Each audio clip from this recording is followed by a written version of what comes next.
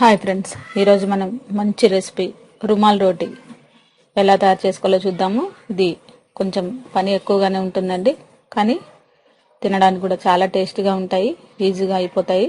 సింపుల్గా ఎలా చేద్దామో చూద్దాం. ఇప్పుడు అర స్పూను పంచదార, అర స్పూను ఉప్పు, ఒక చిన్న గ్లాసు వాటర్. ముందుగా వాటర్లో దీన్ని మిక్స్ చేసి కరిగే వరకు కలుపుకోవాలి.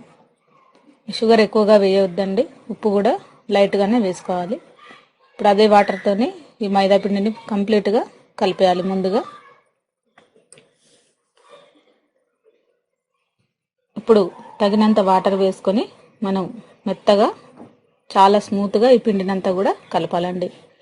ఈజీగా సింపుల్గా కలిపేయచ్చు. ఇది త్వరగా కలిసిపోతుంది మైదా పిండి. కాకపోతే కనీసం ఒక 15 నిమిషాల పాటు మనం ఈ పిండిని బాగా మిక్స్ చేసుకోవాలి.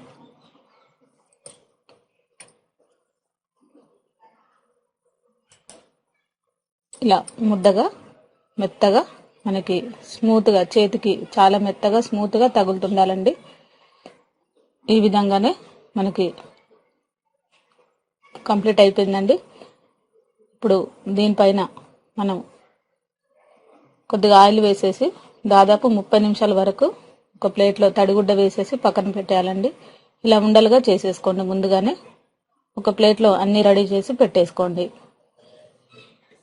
ఇలా చేసిన తర్వాత ఒక్కొక్క స్పూను ఆయిల్ ఈ పిండి ముద్ద పైన వేసేయాలి.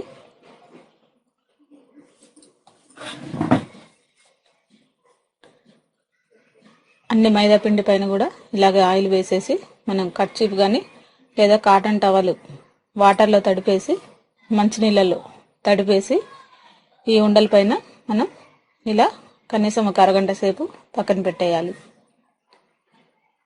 ఒక అరగంట అయిన తర్వాత ఈ చపాతీ ముద్దలు ఇంకా స్మూత్గా చక్కగా అయ్యాయి చూడండి. ఇప్పుడు ఇవి మనం రుమాల్ రోటీలాగా పల్చగా చేసేసుకోవాలి. ఇవి ఎంత పల్చగా వస్తే అంత టేస్టీగా మెత్తగా ఉంటాయండి. ఈ పిండి ఎక్కువగా తీసుకోకూడదు, ఇంకొంచెం తక్కువ తీసుకున్నా పర్వాలేదు. ఇది మనం కొంచెం పెద్దగా వెడల్పుగా చేస్తే సరిపోతుంది.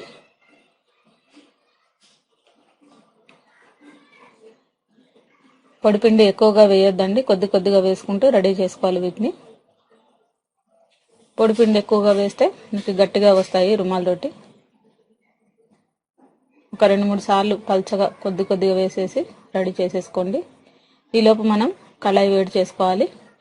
అది ఇనుప కళాయి అయితే బోర్లా వేసేసి మనం దీనిపైన ఉప్పు నీళ్లు చల్లాలండి. కంపల్సరీ ఉప్పు నీళ్ళు చల్లితేనే అతుక్కోకుండా ఈజీగా వస్తాయి. ఈ కళాయి వేడెక్కిన తర్వాత ఇనుప కళాయి కానీ రాతినిది కానీ మీకు ఇష్టమైంది రౌండ్గా ఉన్నది ఏదైనా వేసేయచ్చండి. ఇప్పుడు ఈ రుమాల్ రోటీల్ని మనం ఎక్కువగా కాకుండా మరీ మాడకుండా హై ఫ్లేమ్లోనే త్వరగా కాల్చేసుకోవాలి. చేయి కాలితే మనకి క్లాత్ తీసుకొని లేదా కర్చీఫ్ కానీ ఏమైనా తీసుకొని దీన్ని రెండు వైపులా కాలుస్తూ త్వరగా తీసేయాలి. మడతతోనే మనం దీన్ని కాల్చేసుకుంటే చాలా బాగుంటుంది, మెత్తగా కూడా వస్తాయి. ఇప్పుడు కర్చీఫ్తోని ఈ విధంగా తిప్పండి. చేయి కాలుతుంది కాబట్టి ఈ విధంగా అన్ని వైపులా కాలేలాగా ఈ కర్చీఫ్తోని ఒత్తేస్తే మనకి త్వరగా కాగుతాయి అన్నమాట ఈ రుమాల్ రోటీ. ఇది రెడీ అయిపోయిందండి. దీన్ని మనం రుమాల్ రోటీలాగా రెండు వైపులా మడతేసి రెడీ చేసుకోవాలి. కొంచెం ఎక్కువగా కాలిందండి, పర్లేదు, మిగతాయి కూడా కొంచెం లైట్గా కాలితే సరిపోతుంది.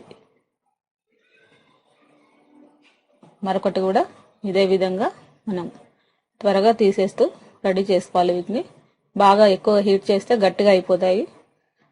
తొందరగా 2 నిమిషాల్లో మనం రెండు వైపులా తిప్పుతూ మడత వేసేసి తీసి పక్కన పెట్టేసి ఒక గిన్నెలో మూత పెట్టేసి పెట్టాలి. విడిగా ఓపెన్ బౌల్లో వేస్తే ఇవి గట్టిగా అయిపోతాయి. ఈ విధంగా రెండు వైపులు కూడా మనం ఈ రుమాల్ రోటీలని కాలుస్తూ మడత వేసేసుకోవాలి. దీనిపైనే చూసారు కదా, ఈ విధంగా మనకి గోల్డెన్ బ్రౌన్ కలర్ వచ్చేలాగా కాల్చుకోవాలండి. ఇప్పుడు ఇవి మనకి రెడీ అయిపోయాయి. ఈజీగా మనం చేసుకోవచ్చండి. ఇది కాజు టమాటా కర్రీ కానీ లేదంటే చికెన్ కర్రీలో కానీ చాలా టేస్ట్గా ఉంటాయి. ఈ సండే లేదంటే మీకు వీలున్నప్పుడల్లా ఇది ఒక అరగంట ముందు కలిపి రెడీ చేసుకుంటే మనకి ఇవి ఈజీగా చేసేయచ్చు. చాలా టేస్ట్గా ఉంటాయి. పిల్లలు కూడా చాలా ఇష్టంగా తింటారు. ఒక్కసారి ఈ రెసిపీని మీరు కూడా ట్రై చేసి చూడండి. ఈ రెసిపీ మీకు నచ్చినట్లయితే లైక్ చేయండి. రెసిపీని మీరు కూడా ట్రై చేసి చూడండి.